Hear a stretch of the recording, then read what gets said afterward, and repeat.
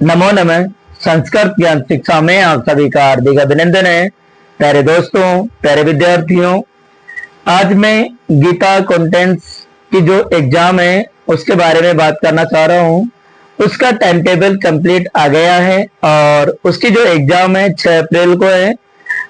Class wise अलग अलग time table है, समय अलग अलग है और 1 घंटे का पेपर होगा। लेकिन एग्जाम में जो कुछ निर्देश हैं तो मैं आपको पहले समझाना चाह रहा हूं कि क्या क्या निर्देश है, किस तरीके से एग्जाम दे सकते हैं, ये हमें ध्यान में रखना है। ठीक है, चलते हैं साथियों। पहले इसमें होगा कि परीक्षा देने के लिए जो निर्देश हैं वो क्या है।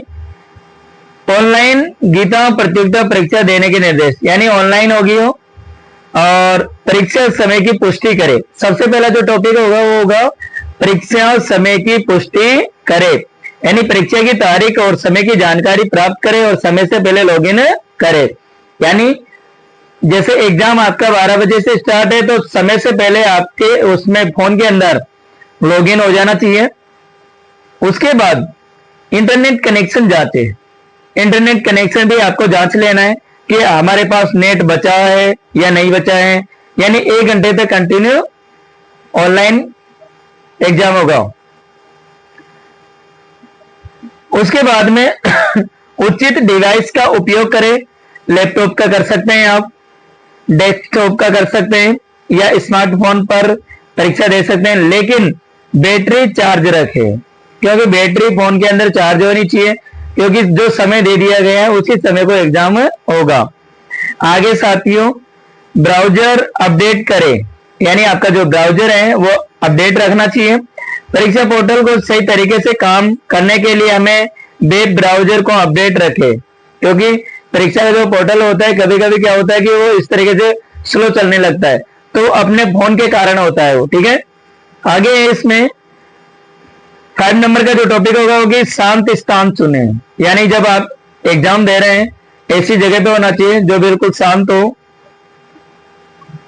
बिना किसी रुकावट के परीक्षा देने के लिए एक शांत और एकांत स्थान चुने, यानी बिना रुकावट, यानी 1 घंटे के बीच में आपको किसी प्रकार की कोई रुकावट नहीं आनी चाहिए, कोई अड़चन नहीं होनी चाहिए।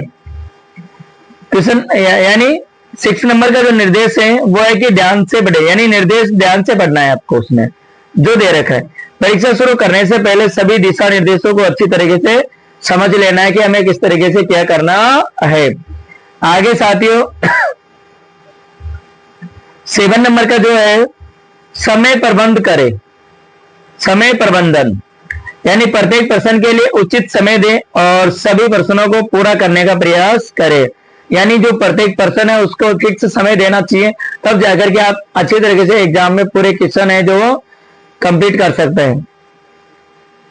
उत्तर सोच समझ कर दे, जो 8 नंबर का जो है निर्देश है उसमें दे रखा है कि उत्तर सोच समझ के दे, जो आंसर है वो सोच समझ के दे, जल्दीबाजी में नहीं दे, क्योंकि जल्दीबाजी में आंसर क्या होता है, गलत हो जाता है। जल्दबाजी में उत्तर न दे और प्रश्नों को ध्यान से पढ़े और सही उत्तर चुने, यानी एमसीक्यू जो वाले हैं 4 ऑप्शन आएंगे आपके और ध्यान से सुने, उसके बाद में उसको आगे करें, नेक्स्ट करें। ब्राउजर को रिफ्रेश न करें, यानी जो ब्राउजर है उसको रिफ्रेश न करें। परीक्षा के दौरान वेब पेज को रिफ्रेश करने से बचे और इससे डेटा लॉस्ट हो सकता है। ठीक है, आगे की नकल से बचे, यानी हमें नकल नहीं करना, चीटिंग नहीं करना है। परीक्षा में निष्पक्ष रूप से भाग ले और किसी भी अनुचित साधन का प्रयोग न करे, यानी जो परीक्षा है निष्पक्ष रूप से देना चाहिए, भाग लेना चाहिए और किसी भी अनुचित साधन का प्रयोग न करे।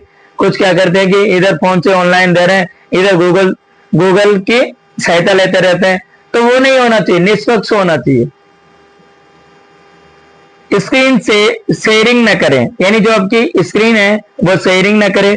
परीक्षा के दौरान स्क्रीन शेयरिंग या अन्य संदिग्ध गतिविधियों से बचे। परीक्षा पूरी करने के बाद पुष्टि करें।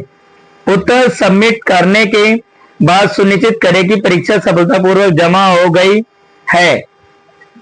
ठीक है, क्योंकि जैसे मान लीजिए आपके क्वेश्चन कंप्लीट हो गए, आपने सबमिट नहीं किया और टाइम आउट हो गया, तो आपको ध्यान रखना कि उसको सबमिट भी करना है। यानी टाइम आउट होने के बाद उसको सबमिट भी करना है, तब जाकर के आपका एग्जाम कंप्लीट माना जाएगा, नहीं तो वो क्या होगा, अपूर्ण होगा। माइनस मार्किंग का ध्यान रखें, इसमें साथियों माइनस मार्किंग भी है। गलत उत्तर देने पर अंक कट सकते हैं, इसलिए केवल उन्हीं प्रश्नों के उत्तर दें जिनका उत्तर आपको पूरी तरह से पता हो। देखिए साथियों, इसमें बताया गया है कि माइनस मार्किंग भी हो सकती है, तो गलत उत्तर से, गलत आंसर से आप बचें, और जो आपको कंफर्म है सही है उसका ही आंसर दे आप। अब देखिए इसमें, अब जो गीता प्रतियोगिता की जो दिनांक है वो दिनांक यहां दे रखी है, और इसमें देखिए 6 अप्रैल को है एग्जाम, 6 अप्रैल को होगा 2025। क्लास 7 साथियों ध्यान से सुनना, 7th स्टैंडर्ड किस जो स्टूडेंट है वो देखिए टाइम 10 बजे से और 11 बजे का होगा, यानी 10 से 11 क्लास 7 के लिए। क्लास 8 के लिए साथियों जो टाइमिंग रखा गया है एग्जाम का 6 अप्रैल वाला, वो 11 से 12 यानी 11 से 12। यदि हम बात करें साथियों क्लास 9th, इसका जो टाइम दे रखा है वो 12 से और 1 दे रखा है, यानी 12 से 1 का टाइम दे रखा है। क्लास 10th जो टाइमिंग दिया हुआ है, जो टाइम दिया हुआ है वो 1 से 2 का, यानी 1 से 2। क्लास 11 टाइम 2 3 यानी 2 से 3 का, 1 घंटे का होगा। और क्लास 12th वाले जो स्टूडेंट है उनका टाइमिंग जो समय है वो 3 से 4 है, यानी 3 से 4, 3 to 4। ये आपको ध्यान में रखना है, और इसका आप स्क्रीनशॉट भी ले सकते हैं जिससे कि आपको याद रहे, क्योंकि ये जो टाइमिंग रहेगा इस टाइम की आपको एकांत जगह ढूंढना है। अपना जो स्मार्टफोन है, आपका जो लैपटॉप है, उसमें जो वेब ब्राउजर है और बैटरी है अच्छी तरीके से चेक कर ले, और इंटरनेट कनेक्शन भी आप अच्छी तरीके से चेक कर ले, क्योंकि 1 घंटे के अंदर किसी प्रकार की कोई आपके उसमें बाधा नहीं आनी चाहिए, रुकावट नहीं आनी चाहिए, क्योंकि रुकावट आएगी तो स्वयं वो एग्जाम की आपकी जिम्मेदारी होगी इसमें, ठीक है। तो साथियों ये मैंने जो आपको अपडेट दी है, ये गीता की जो एग्जाम होगी भगवत गीता की, यानी राज्य सरकार द्वारा चलाई गई। अब यदि हमें क्या करना, देखिए आपको अच्छी तरीके से इसकी जो भूमिका है भगवत गीता में, इसमें देखिए इसका सिलेबस फिक्स है भगवत गीता की, जो आप देखते हैं साइट पे जाएंगे इस पे तो वहां मिल जाएगी, और इसकी भूमिका है वो हिंदी में है, तो उसको एक बार रिवीजन कर लीजिए अच्छी तरीके से। और मैंने देखिए मेरे चैनल पर है, इस जो शॉर्ट वीडियो में मैं डालता हूँ 3-4 क्वेश्चन मैंने डाल रखे हैं भगवत गीता के, कम से कम ज्यादा भी नहीं तो 13-14 क्लास के मैंने शॉर्ट वीडियो डाल दिए हैं, उनमें प्रत्येक में 4-4 क्वेश्चन होंगे, तो वो क्वेश्चन भी आपको देखना है, बहुत ही इंपॉर्टेंट क्वेश्चन होंगे। मिलते हैं साथियों अगली क्लास में, अगले वीडियो में, तब तक के लिए जय तु भारतम, जय तु संस्कृतम।